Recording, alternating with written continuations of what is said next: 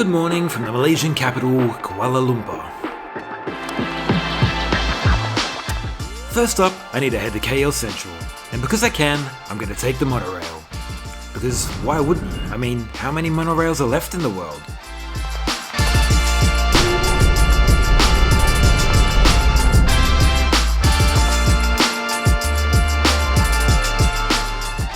KL Central is, as one would assume, a train station, but it's more than that. It's actually built into a large shopping complex. And if you haven't been to the UK for a while, you might need some extra time.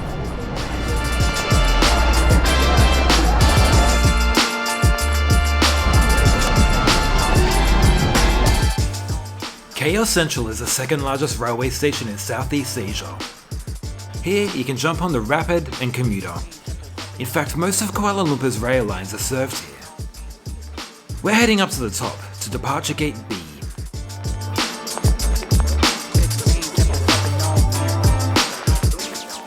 Business class passengers have access to a lounge here, except for this particular train. Oh well, I didn't really have time anyway. I guess that means it's time to head through the gates and down to our train.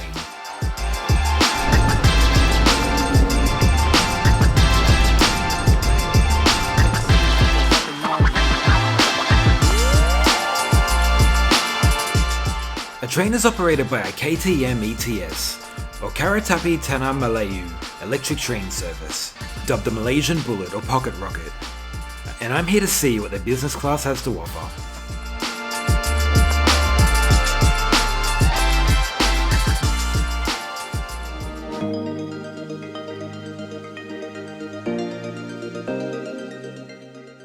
Our train leaves right on time, and we make our way north out of Kuala Lumpur.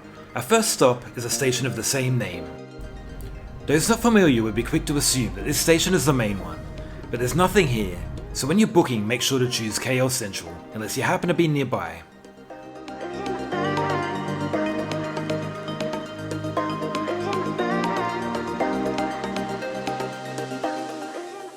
I'm wishing there was an extra stop on our service as we zoom right past my apartment. That'd save me an hour or two. Anyway, lunch is being served.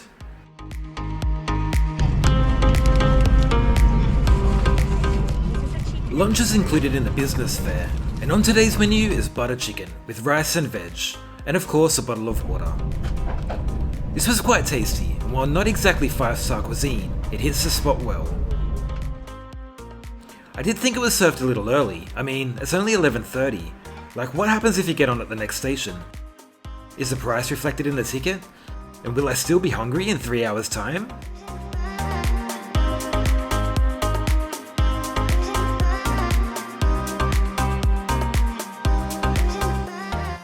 Business class is set up in a 1-2 configuration, which I love as a solo traveller. There's a footrest, a hook, another hook, some power and USB, some recline with adjustable headrests, an overhead light, a decent sized fold out table, and a fold out entertainment system. This was quite limited. There were no movies included, and if you only have wireless earphones, you can't get sound. But you can look up the menu and watch your favourite YouTuber that you're definitely going to subscribe to right now if you haven't already, right? There's also TVs in the aisle. These are just KTM adverts. And there's also Wi-Fi on board. I do believe this is only for business and not economy. Business class also faces the direction of travel, as where economy is split with half in reverse. It's also in a 2-2 configuration.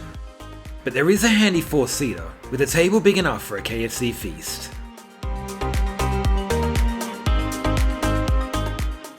There is a kiosk on board, with some sandwiches, hot meals, and both hot and cold drinks. In the same car, you'll find a disabled toilet and prayer room.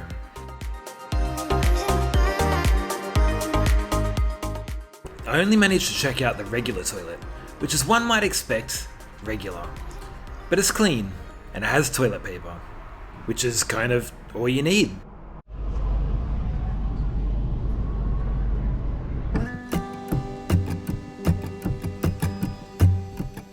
Today's journey takes us along western Malaysia, heading through Ipoh and Taiping, finishing in Penang at the port town of Butterworth. The journey takes 3 hours and 47 minutes, and my business class seat cost me 142 Malaysian ringgit.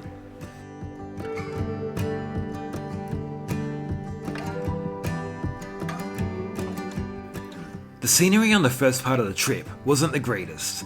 That's not anything to do with Malaysia, but due to most of the journey being inside the tree line.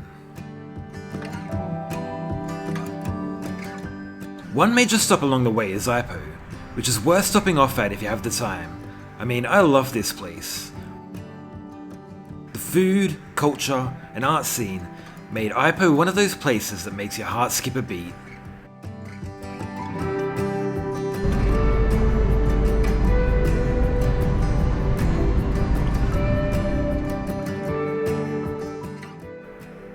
Once through Ipoh, we came out of the tree line.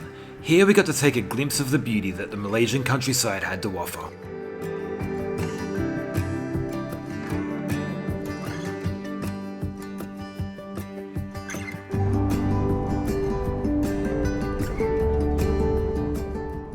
With an hour and a half left to go, we were treated with a hot drink and a chocolate muffin. This was delicious.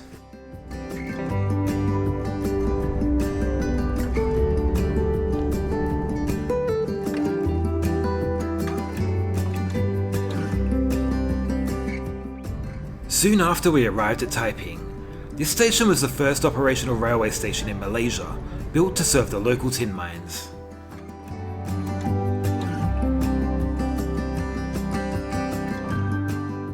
Before I knew it, we were onto our final stretch, passing through Parit Bantar and Bukit Mertajam,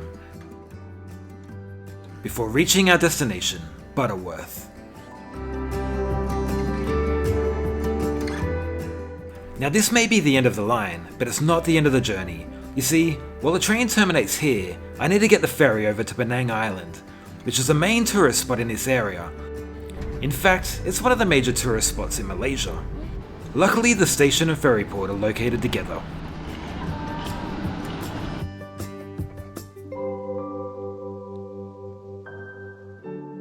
I did have an issue on all my Malaysian trips, where my iWallet decided to open when scanning my QR code. It happened at every station, so if you have a ticket on your phone, disable the iWallet, because it'll become an inconvenience to you and everyone waiting behind.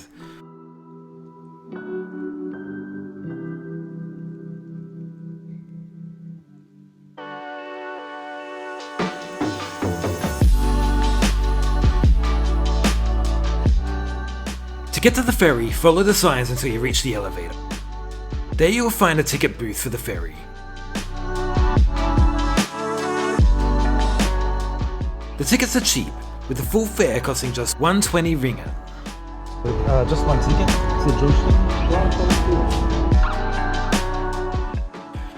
Scan your ticket through the gate and you will come to a large waiting area with a little shop.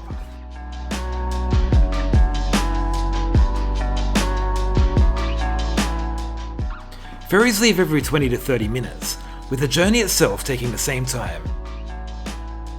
A taxi can take up to an hour and cost 26 ringgit, so the ferry is definitely a good deal.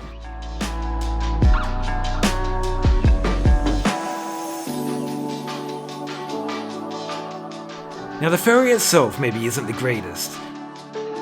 The seats are okay, but it looks a little dated. Also, showing a video of a burning boat is maybe not ideal. Call me weird. But we made it across, and thankfully without being on fire. If you're heading from the Malaysian capital to Penang Island, this is the way to go. I mean, I'm not sure if there's another way to go, except maybe by plane. But this journey is so smooth and easy, it's definitely the better choice. Anyway, it's time for me to see what Penang has to offer.